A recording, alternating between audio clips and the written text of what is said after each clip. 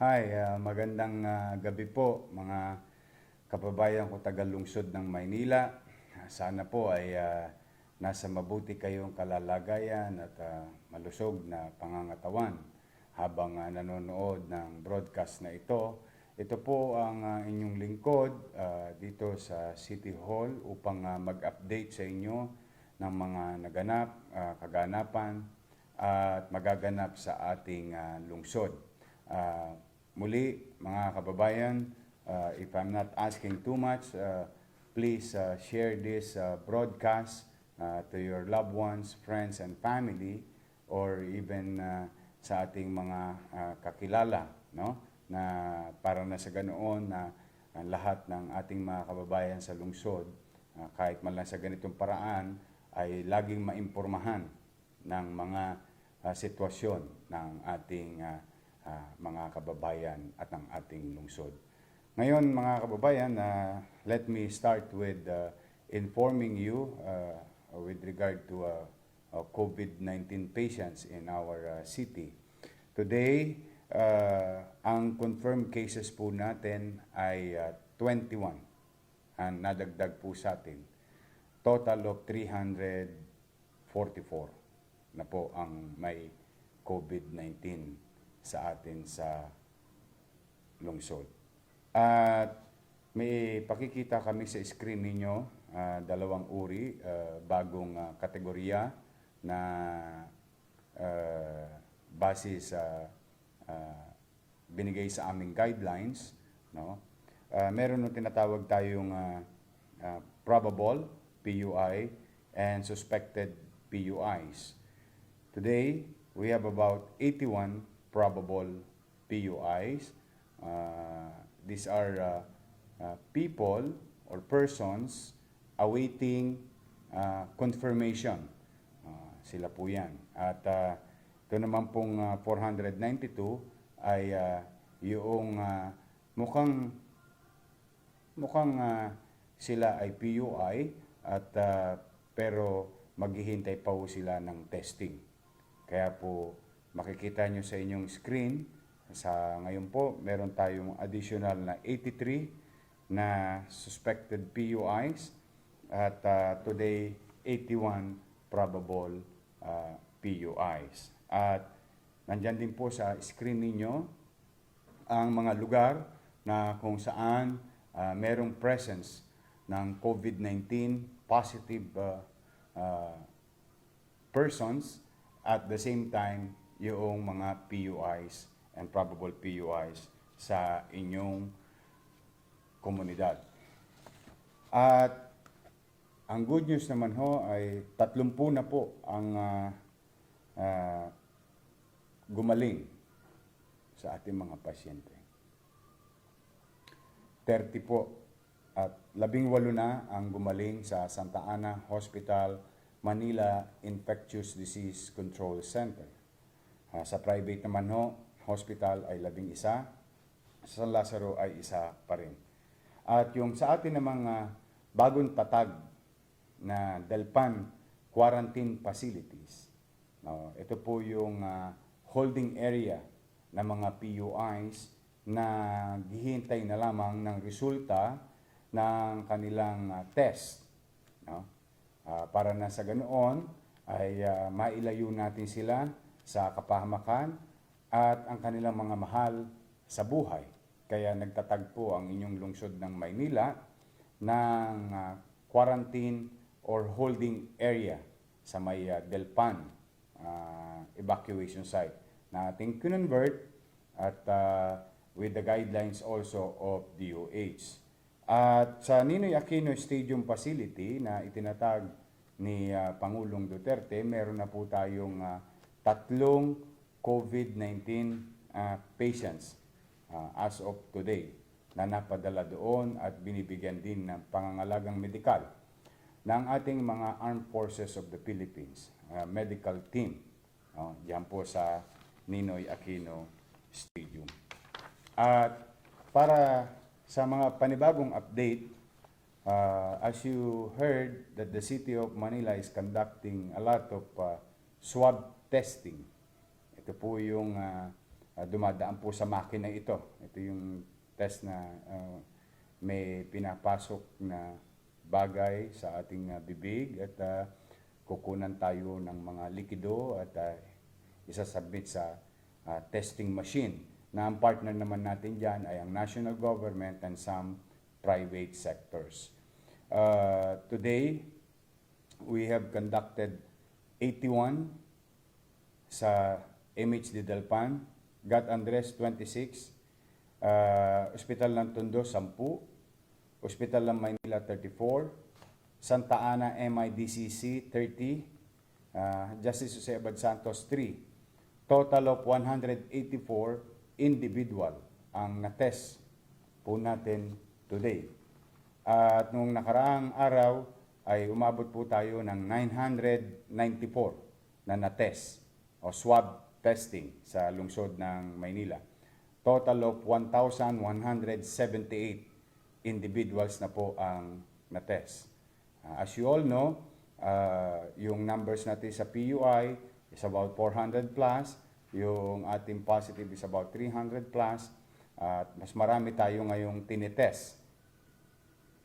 At kaya po natin on daily average capacity of 232 or about a little less than 250 individuals a day in the city of Manila. Yan po ang update sa ating mga medical institution owned and run by the city of Manila. Ngayon naman mga kababayan, as you all know, yesterday I issued an executive order putting Parola Tondo Barangay 20 for 24-hour lockdown to pave the way of conducting mass testing of people who were investigated, traced, and reported to us. Kaya po sa mga taga-Parola, kayo po ay hindi pinapayagang lumabas sa loob ng 24 oras, simula ngayong gabi, alas 8 ng gabi, hanggang bukas, alas 8 ng gabi. Sana po, inaasahan ko ang inyong pakikiisa dahil ang gawain ito'y mas higit na makabubuti para sa inyo bilang magulang, para sa mga anak ninyo, at sa mga mahal ninyo sa buhay. Hinihingi ko po ang kooperasyon ng lahat. Pangalawa, yung pong nangyari sa Blooming Treat na talagang hindi, marami pa rin na hindi sumusunod sa social distancing. The logic be opening our markets para po magkaunawaan tayo. Kaya po kung bakit even the national government allows the market to be open para po yung ating mga basic needs everyday, lalo na yung mga food, ay patuloy natin mabili, at kung bakit nga nag-issue ng quarantine pass para tayo makalabas, para lang makapamalengke, hindi para gumala. Kaya po binigay naman sa atin yan ay bilang pangunawa ng ating pamahalaan para sa pangangailangan ng ating mga kababayan. Pero magkaganon pa man, ay kami ng inyong pamahalaang lungsod ay patuloy na nakikiusap na sana po lagi natin i-practice yung social distancing. At hanggat maaari, kung tapos na tayo makapamili, ay umuwi na tayo agad. Huwag na tayong tatambay, huwag na tayong makikipagkwentuhan. At kailangan po nakamask tayo as much as possible. I know may gastusin kayo sa mask. Please stay with us tonight. Manatili po kayo manood. Mamaya po may announcement akong gagawin. At ito'y mangyayari ngayong gabi. So yun lamang po ang pakiusap ng inyong lingkod. Kaya po dahil sa mga nangyayari, i-adjust po natin ang mga naplano na. Kaya po magkakaroon tayo ngayon ng mga openings and exits of streets in the Blooming Treat area. Pero ito po ang bagong inisyatibo ng inyong pamahalang lungsod. Sa lahat ng mga Manila residents na mamamalengke sa Blumentritt, kayo po ay pinapayagan na makapamalengke simula alas 5 ng umaga hanggang alas 12 ng tanghali. Sa lahat naman ng non-Manilans, as you all know, yung Blumentritt ay malapit lamang sa Quezon City side at Caloocan side. Bilang mabait na kapitbahay ang lungsod ng Maynila sa kapwa niya lungsod, ay patuloy namin kayong pinapayagan na makapasok sa lungsod ng Maynila para makapamili rin ng inyong mga pangangailangan. We're trying to live harmoniously. Kaya po, umasa kayo na patuloy kayo makakapamili sa Blumentritt. Meron lang kaming pakiusap. Ang mga hindi taga-Maynila na mamamalengke sa lungsod ng Maynila, partikular sa Blumentritt, kayo po ay pinapayagan ng alas 12 ng tanghali hanggang alas 4 ng hapon para sa mga non-Malinans. Ibig sabihin, yung mga nasa Retiro area, Quezon City area, sa Caloocan area, patuloy kayo makakapamalengke sa amin. Para namang tulong na rin namin sa inyo bilang kapitbahay namin. Kaya lamang kayo'y hinihikayat ng pamahalang lungsod ng Maynila na kung po pwede ay kayo'y mamalengke ng alas 12 hanggang alas 4. So para po masegregate natin at maibsan natin yung influx ng tao. At naunawaan ko naman kaya kung bakit sabay-sabay sapagkat hirap na hirap ang taong bayan na makahanap ng basic commodities, particularly food. At alam nating mga taga-Maynila na ang Blumentritt ay bagsakan, wholesale and retail area ng basic commodities. So para po mabawasan at maibsan ng konti yung pagdami ng tao ay magkakaroon po tayo ng scheduling. Ulitin ko po, Manila residents, araw-araw, 5 a.m. to 12. Non-Manila residents, 12 p.m. to 4 p.m. At yung mga dumarating na mangingitlog, magmamanok, kasi po ang Blumentritt ay bagsakan po ng manok at itlog. Marami pong biyahero. Dahil may mga lugar sa Metro Manila na isinara na yung kanilang bagsakan. Kaya kung bakit kami naman ay we're really trying to accommodate because these are food products. Kayo pong mga biyahero, kayo ay papasok ng alas 4 ng hapon hanggang alas 7 ng gabi. Sabihin, yung mga wholesaler and buyers should go at 4 p.m. to 7 p.m. After that, may curfew na po tayo at 8 o'clock. Sana po nagkaliwanagan tayo at mga kababayan, yung sa Divisoria, patuloy pa rin tayong tumatanggap ng mga gulay, isda, karne sa Divisoria. At yan po ay pati mga prutas dahil po ay mga pagkain kakailanganin ng ating mga kababayan sa lungsod para sa lahat ng palengke sa lungsod at mga kalapit lungsod natin. Ngunit sa araw ay hindi po sila papayagan pa rin, katulad pa rin ng dati. Kailangan ang bagsakan lang ay sa gabi, doon sa may Divisoria Recto area. Pangapat, mga kababayan, nais kong ipaalam sa inyo, ngayong gabi, dadalhin sa kani-kanilang barangay ang inyong lungsod, ang inyong pamahalang lungsod, ay mamimigay ng 500,000 na washable face mask at 100,000 na surgical face mask. Ang total pong ipamimigay natin ngayon ay about 600,000 na face mask.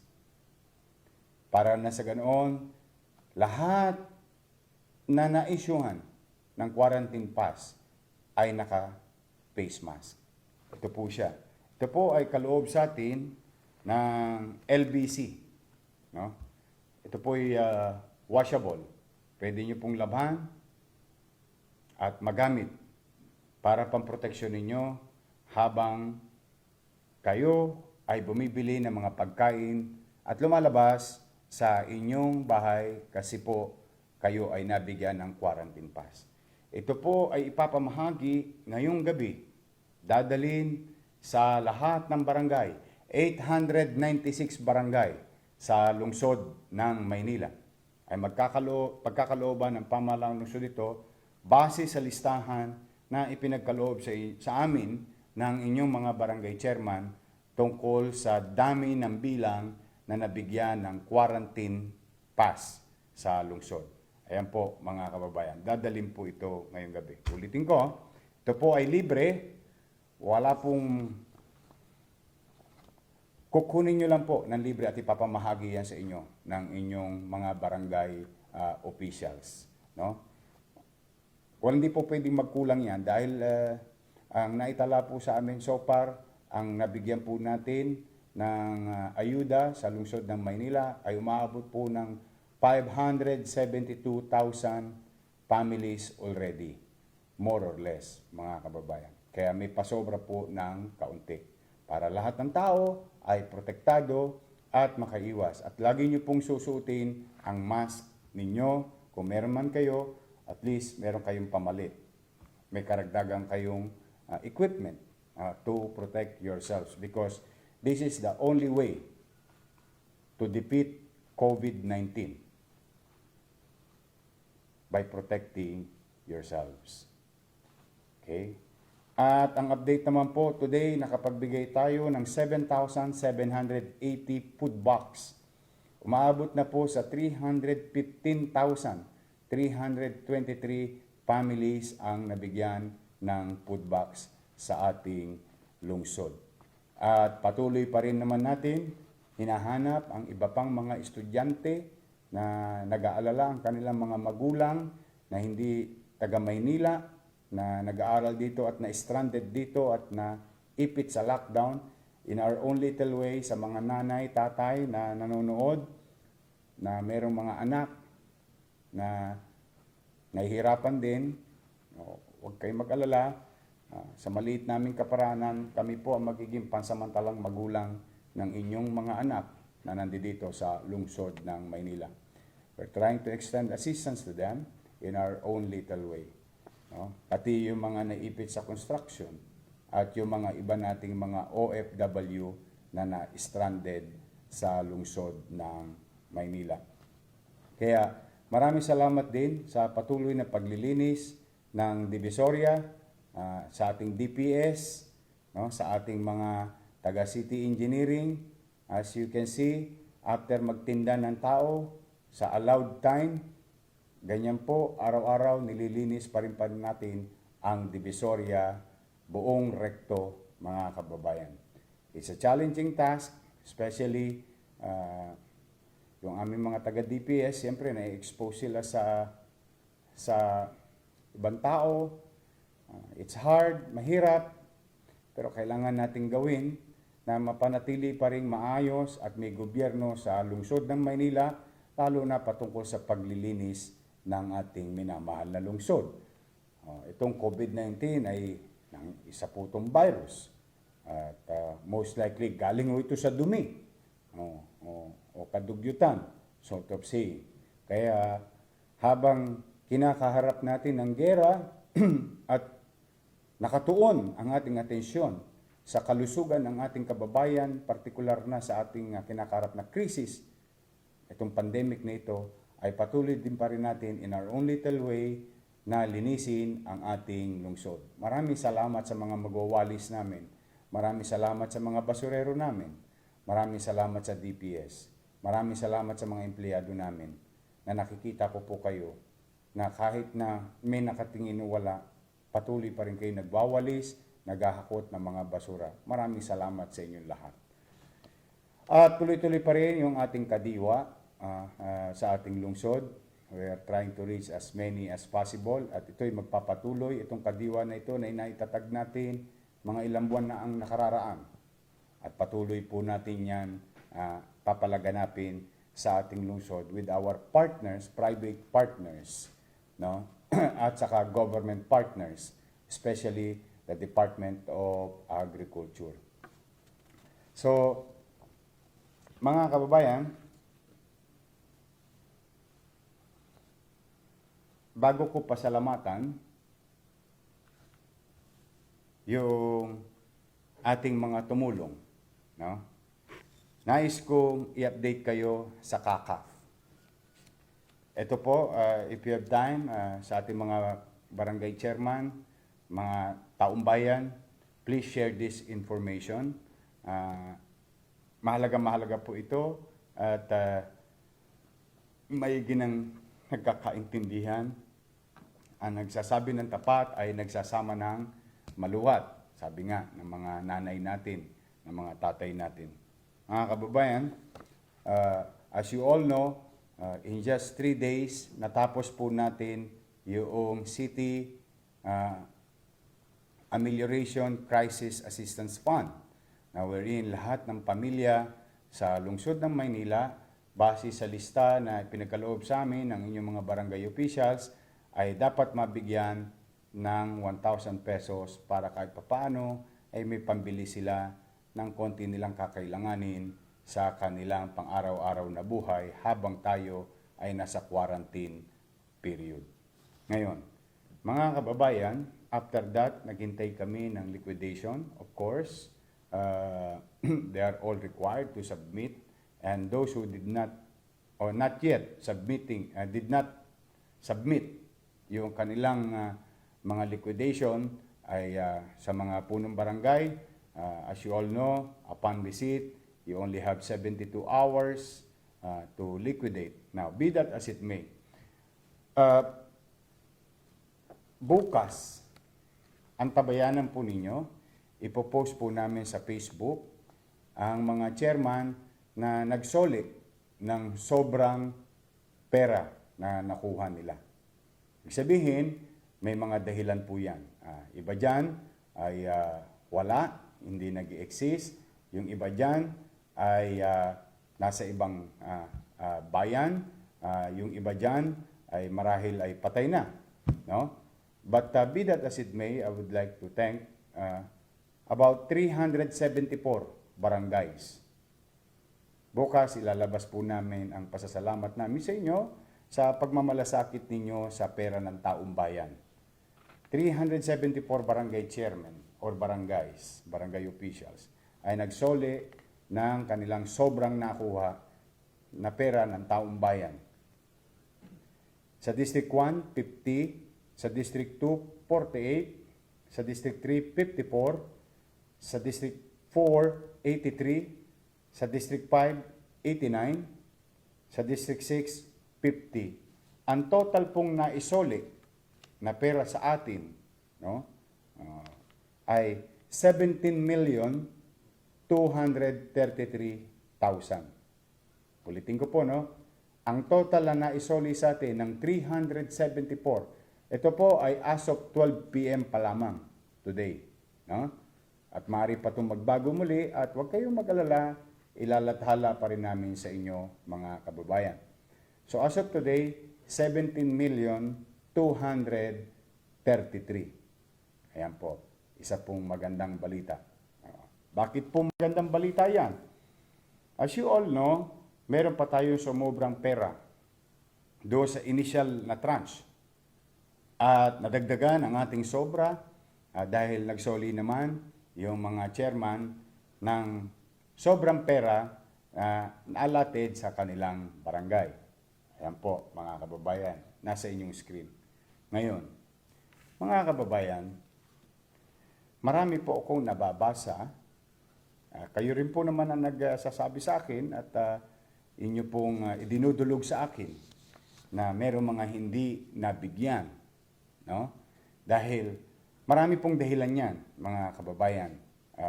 Una, siguro kalituhan ng mga tao sa barangay. Kung sino yung ililista nila.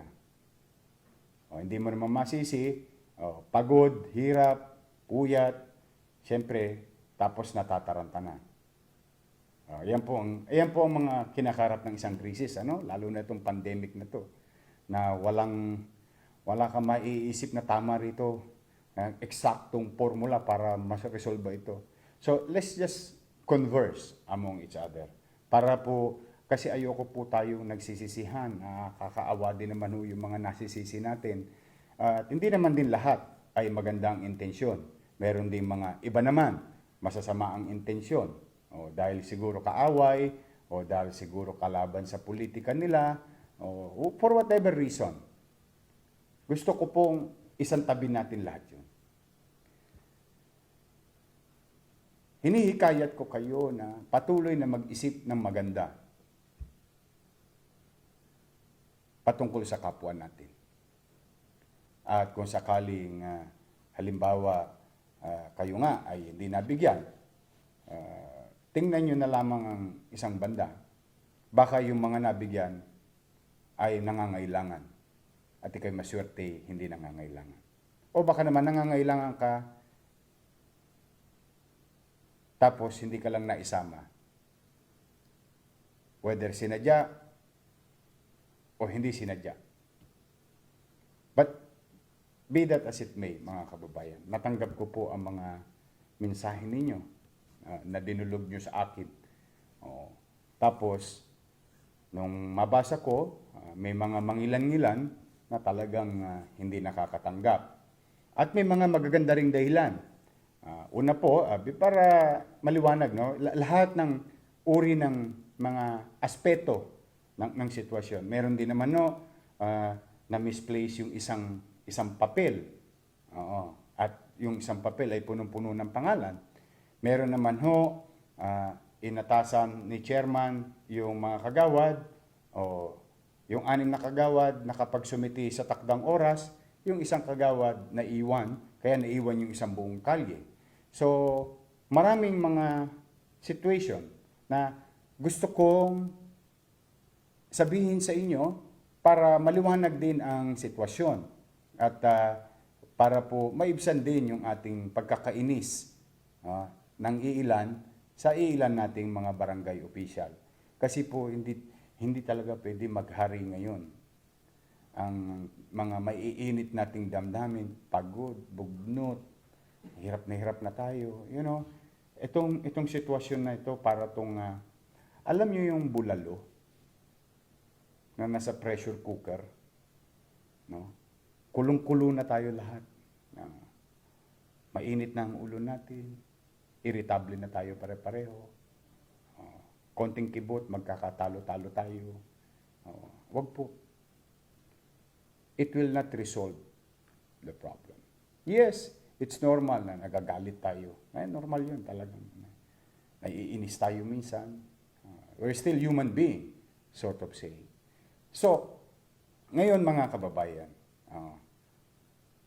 isipin na lang natin na maraming nangyari in between kung bakit ganoon ang sitwasyon.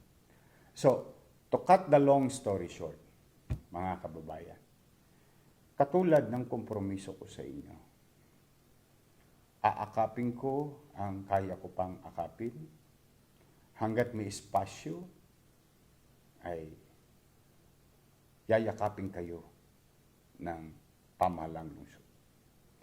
Ayun. Para po naman, dahil unti-unti na pong nagliliwanag yung listahan, kasi po, first time ito sa kasaysayan ng ating syudad. No? At nagkaroon ng maraming kalituan, pero isang tabi na natin yan. Inuunti-unti naman ng inaayos din ng inyong mga barangay official. Dahil sa inyong kahilingan, inatasan ko ang mga kani-kaniyang areas kani-kaniyang barangay na matapos ang lahat magkwentas klaras, then we address who were left behind. Ibig sabihin, ngayon tingnan natin, sino nga ba ang mga naiwan? May mga naiwanan ba?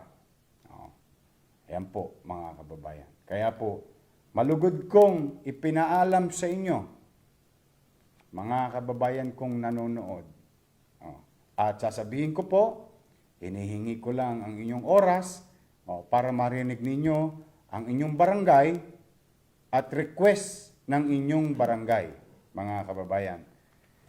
As of today, ang nanghingi ng reconsideration, ibig ko sabihin official ito, mga barangay official nyo ito, official itong hiningi. Reconsideration ng inyong mga barangay official, kagawad, secretary, treasurer, at chairman ninyo, ay umabot po sa 100 barangay ang nagpapa-reconsider. Ano pong ibig sabihin?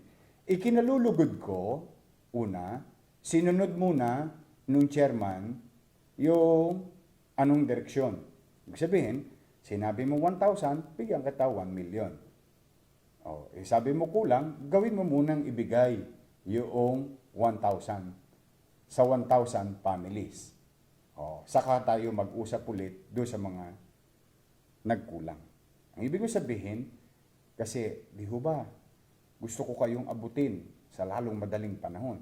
And that's the best and easiest way to do it, to reach as many families in the city of Manila as soon as possible. Yun yung pwedeng asap na mangyari. But, bilang inyong ama sa lungsod, hindi ko naman po kayo pwedeng tiisin.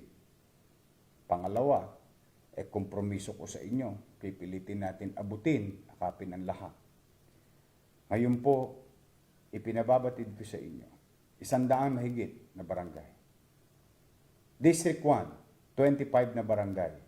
District 2, 10 na barangay. District 3, 3 na barangay.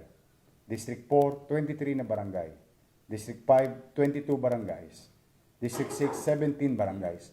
Total of 100 barangays.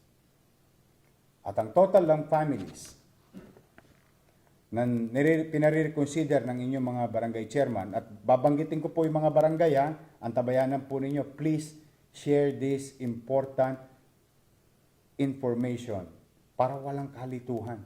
Huwag tayong maniniwala doon sa isang katabi natin na baka mamaya ang lakad lang ay chismis. Ito po, dito po nyo kunin yung datos para hindi tayo nalilito. Okay? Ang total po na nire-request na naiwanan, na hindi nabigyan, hindi na isama sa listahan ng barangay, na ngayon nire-reconsider ng mga barangay official, ay umabot sa 19,941. Total of 19,941. Okay. Ngayon, mga kababayan, naalala nyo kanina, may nagsoli. Ang total po na naisoli ay 17,233,000. Ang total na nagre-request as of 12 o'clock is 19,941,000. So kulang. Wag ko kayo mag-alala. Di ho ba? Nagsubi ako. Nagpasobra ako. For the simple reason that people in government will make mistakes with data, most likely, which nangyari, in this case, sa mga ating barangayan. But be that as it may, dahil ito ay perang pampagawa dati ng kalye, akin pong kinulaps at kinonvert as kakak para makatulong sa inyo. Dahil ang katwiran ko dyan, simple lang. Ang kalye, walang kumakalam na sikmura. Ang tao, may sikmurang kumakalam. Kaya, minabuti namin na pasobra. So, bago kayo matulog, nais kong ibigay sa inyo ang balita. Itong 19,941 families, amounting to 19,941,000, ay inaprubahan ko po. para po sa inyo.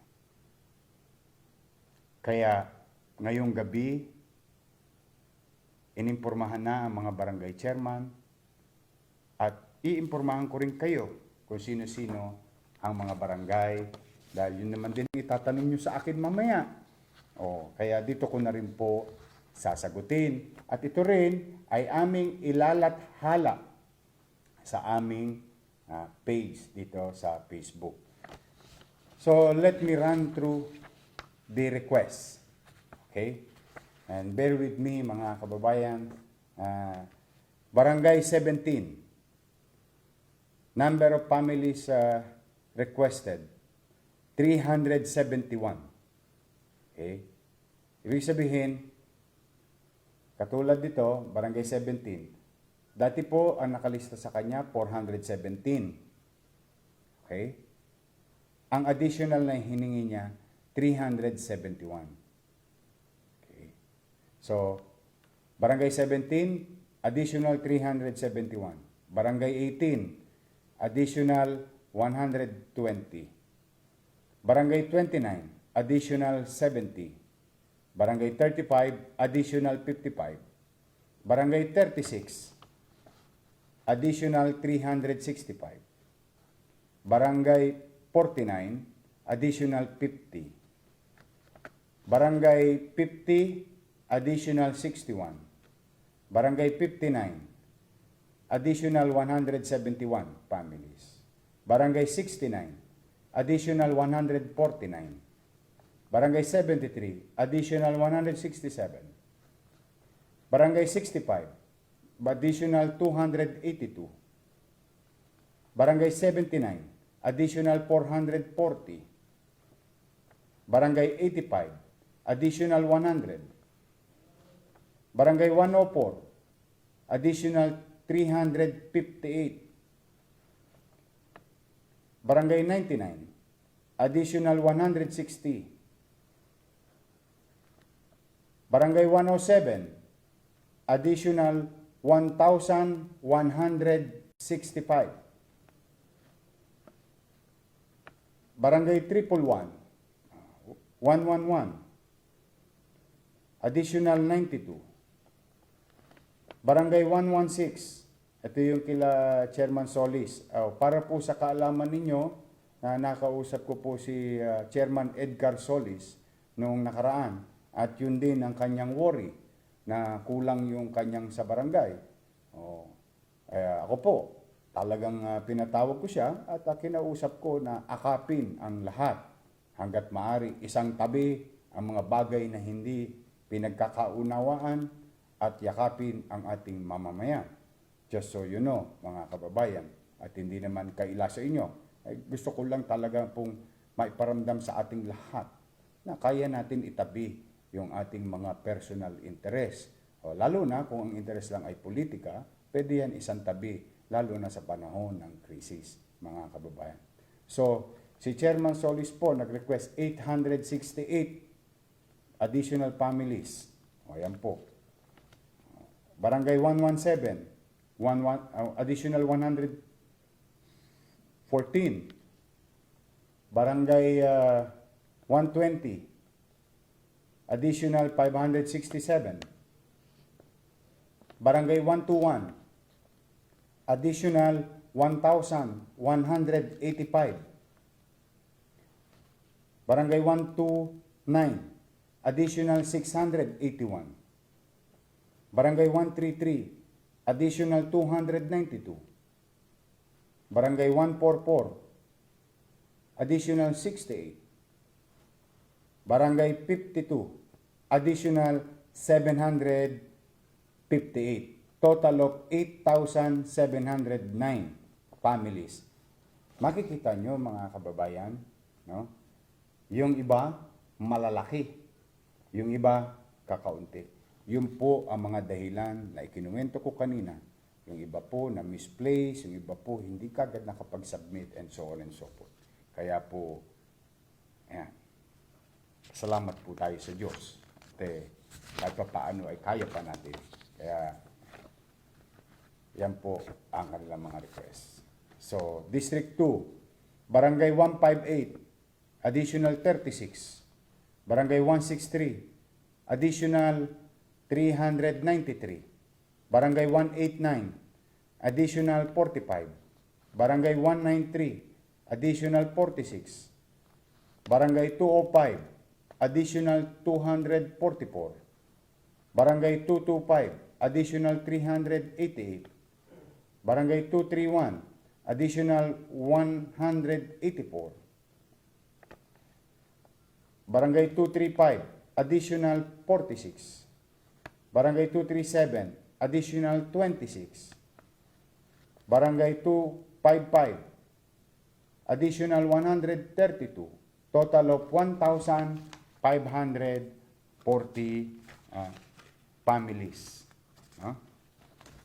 District 3, Barangay 311, additional 137. Barangay 319, additional 68. Barangay 357, additional 57. Total of 262 families. Okay. District 4, Barangay 431, additional 56. Barangay 462, 132. Barangay 473, additional 133. Barangay 477, additional 80. Barangay 478, additional 35. Barangay 479, additional 43. Barangay 480, additional 82. Barangay 481, additional 14. Barangay 487, additional 144. Barangay 505, additional 42. Barangay 506, additional 52. Barangay 519, additional 74. Barangay 540, additional 68. Barangay 542, additional 38. Barangay 546, additional 47. Barangay 548, additional 21. Barangay 559, additional 21. Barangay 560, additional 80. Barangay 562, additional 233. Barangay 581, additional 215. Kamusta ka, Chairman Danny? Pasyal ka naman dito minsan, namimiss na kita. 581, additional 215. Barangay 495, additional 95. Barangay 450, additional 112. Barangay 582, additional 357 families. Total of 2,174 families. District 5, Barangay 675, additional 148. 688, additional 225. 691, additional 18. 692, additional 551. Barangay 708, additional 279 families. Barangay 714, additional 26. Barangay 715, additional 3. Barangay 717, additional 482. Barangay 726, additional 44. Barangay 729, additional 91. Barangay 739, additional 700. Barangay 753, additional 66. Barangay 773, additional 110. Barangay 774, additional 337 families. Barangay 779, additional 258. Barangay 785, additional 113. Barangay 792, additional 297 families. Barangay 804, additional 37. Barangay 811, additional 112. Barangay 812, additional 40. Barangay 819, additional 284 families. Barangay 828, additional 62. Oh, yan. Total of 4,283. Ay, pwede makisuyo, Jet. Patawag si Weng.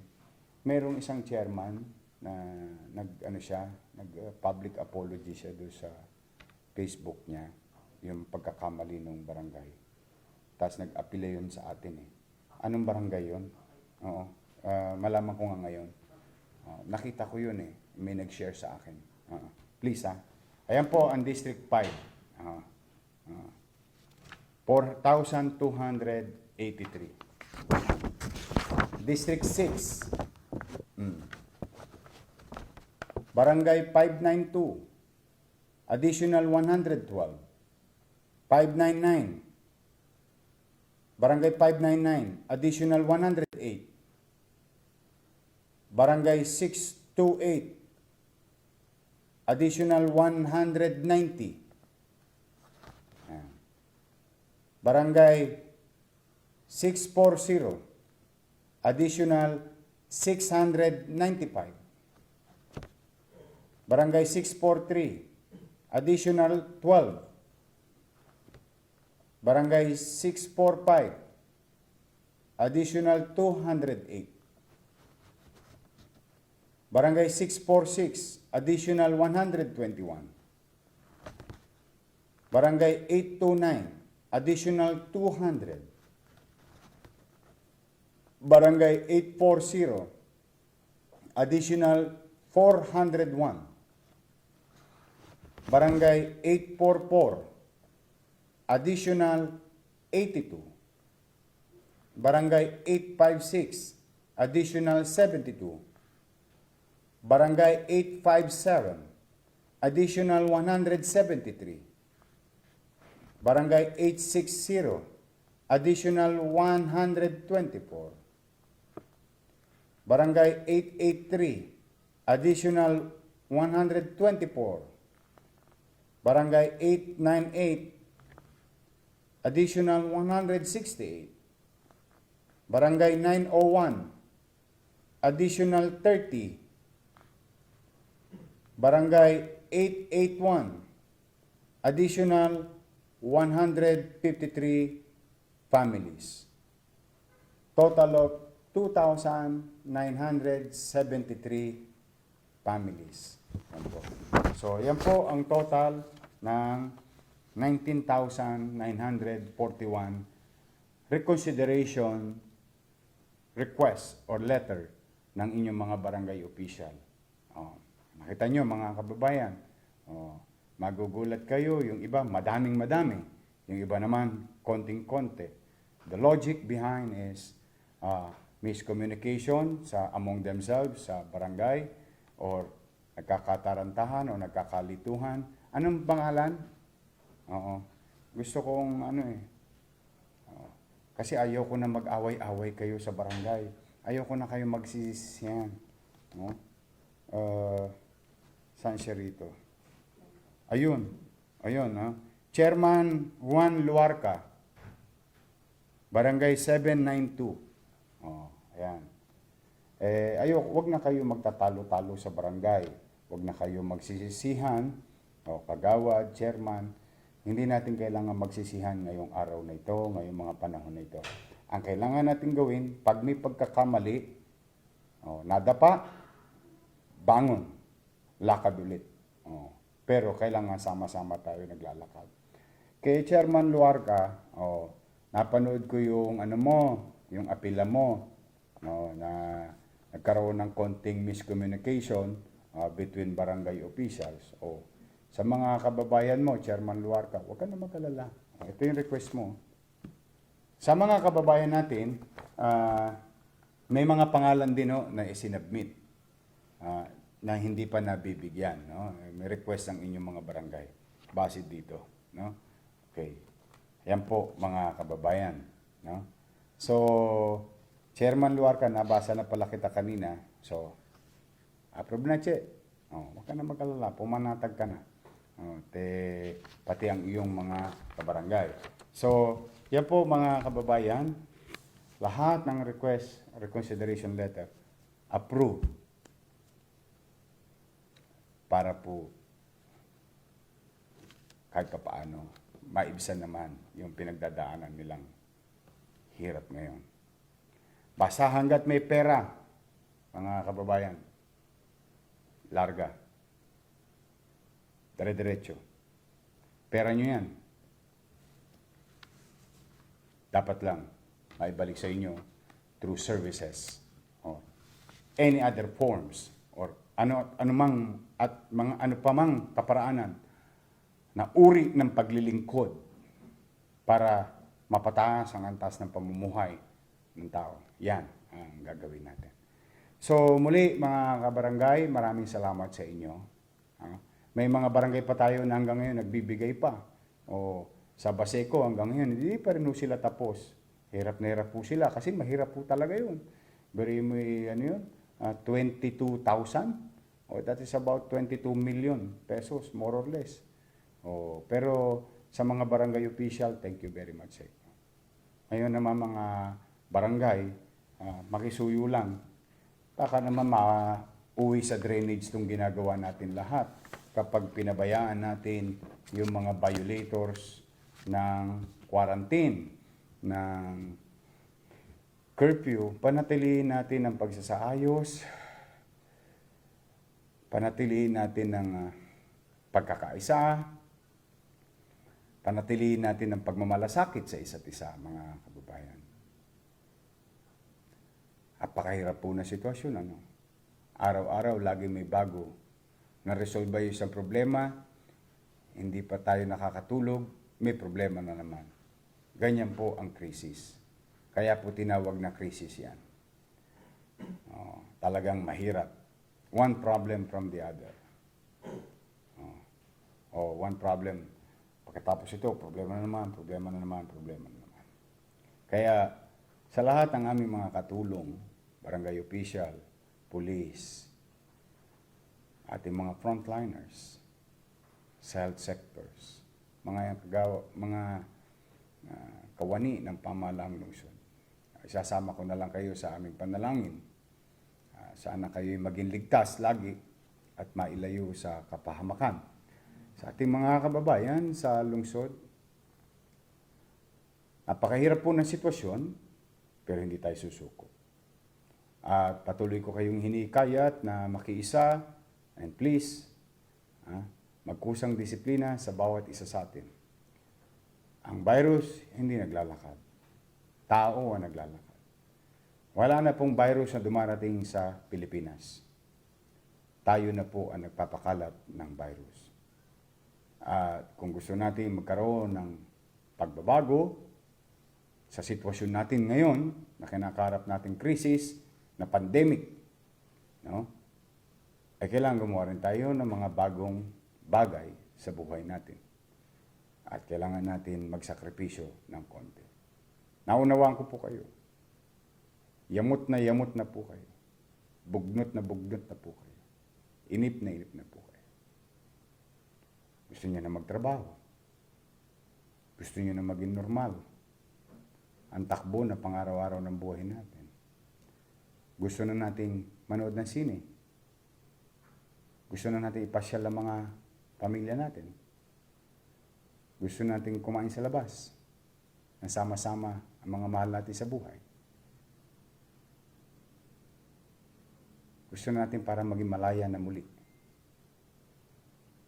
Parang ikinulong tayo ni COVID-19.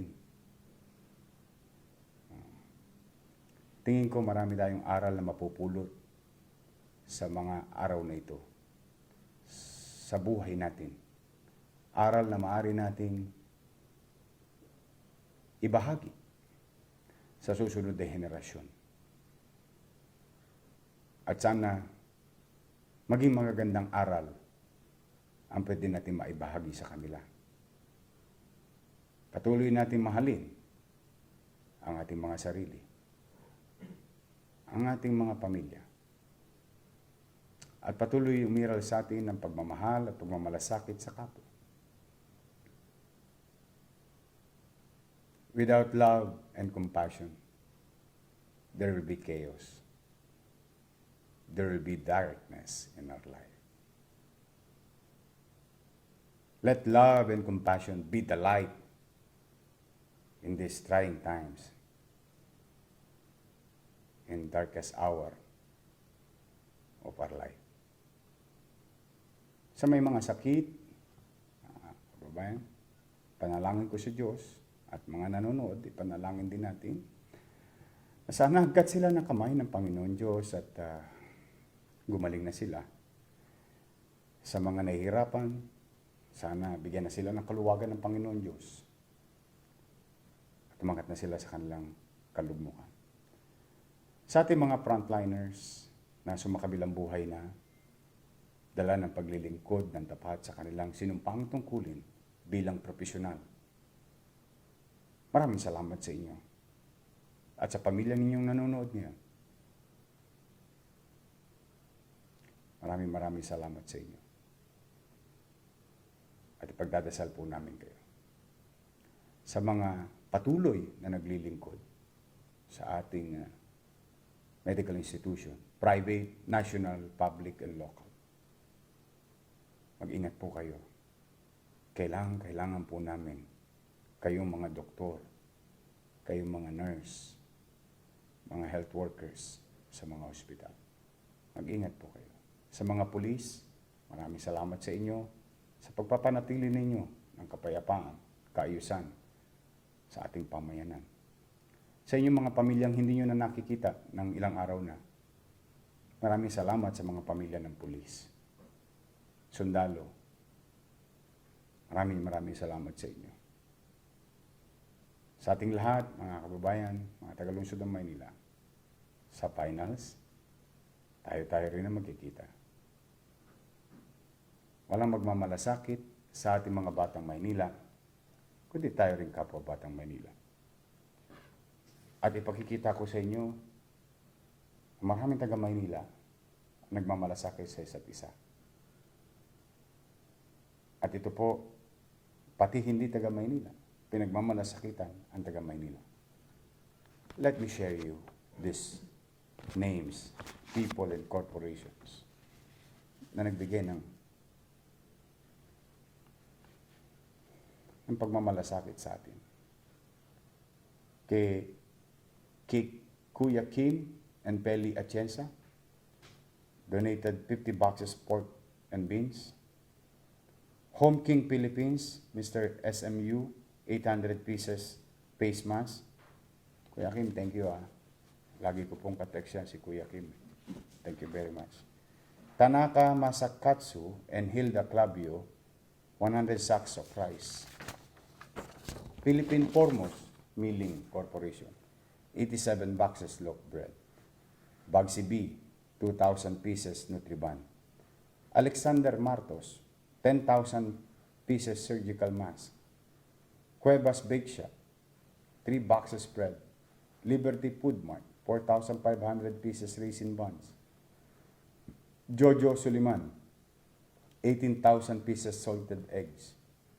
Michael Francis Arellano, 30,000 pesos. JPS Park Inc., 100,000 pesos. Yan po, mga kababayan. Kata ninyo.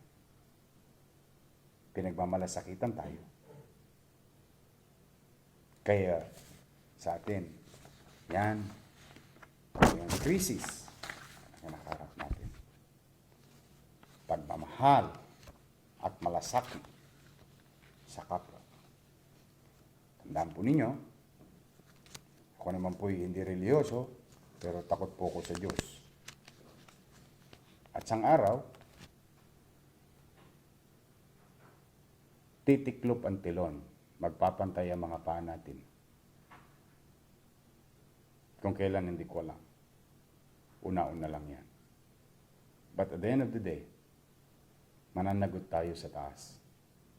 At tatanungin tayo ng Diyos, ano ang ginawa mo sa kapwa mo nung panahon na siya ay nangangailangan? Katulad ng sinabi niya,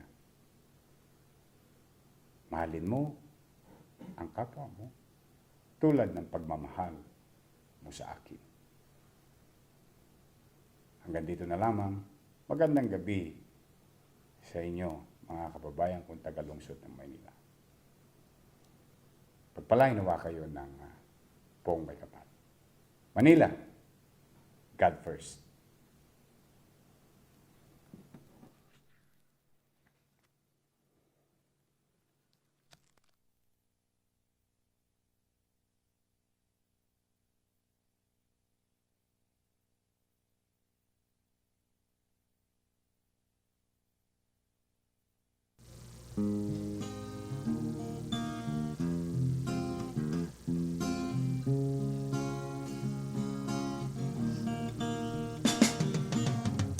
Lahat tayo'y dapat magsakripisyo, manatili sa bahay, ito ay isa puso.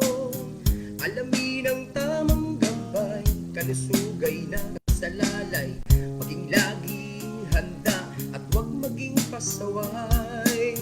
Sa di nasahang pagkakataon, lalo na't sa ganitong sitwasyon, bayanihan at pagtulong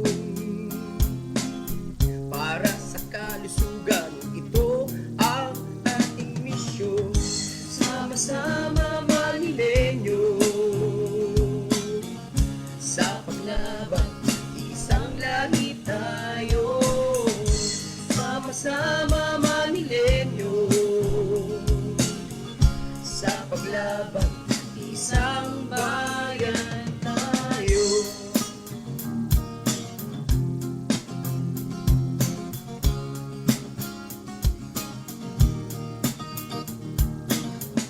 Salamat sa mga frontliners, doctor, nurses, at mga health workers, sa patuloy na pakikibaka at pagbibigay sa atin ng pag-asa sa ating pamahalaan,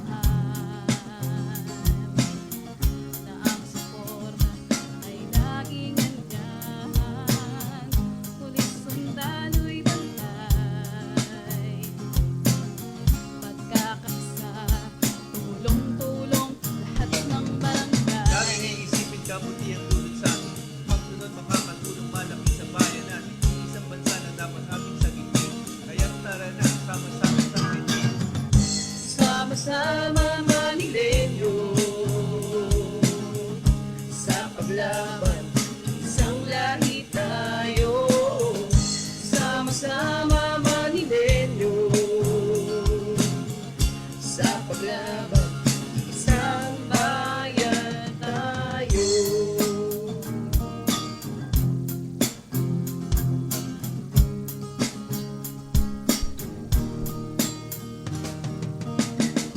Salamat sa dakilang oras